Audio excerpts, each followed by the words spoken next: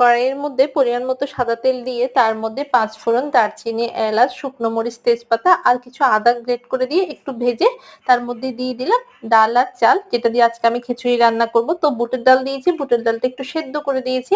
তার মধ্যে কিছু সবজি দিচ্ছি, সবজি বলতে এখানে আলু, কাঁকরোল আর মিষ্টি কুমড়া দিয়ে এখানে হলুদের গুঁড়া আর মরিচের গুঁড়া দিয়ে এটাকে আমি 5 মিনিটের মতো ভেজে নেব।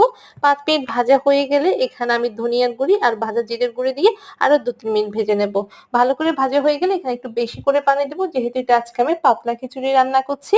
তো পানিটা দেওয়ার পর এখানে আমি 1 চা চামচের মতো চিনি আর স্বাদ মতো লবণ দিয়ে মিডিয়াম আছে এটা ঢাকনা দিয়ে 10 মিনিটের মতো সেদ্ধ করব। যখন সবকিছু ভালো করে সেদ্ধ হয়ে যাবে, মানে একটু ভেজে ভেজে ভাব থাকবে, তখন এখানে কিছু কাঁচামরিচ ফালি করে দেবো, তার সঙ্গে গরম মশলা গুঁড়ি দিয়ে 2 মিনিটের মতো দমে রেখে দেবো। তারপর তৈরি হয়ে যাবে আমার দারুণ স্বাদের পাতলা খিচুড়ি, যেটা খুবই মজার হয়।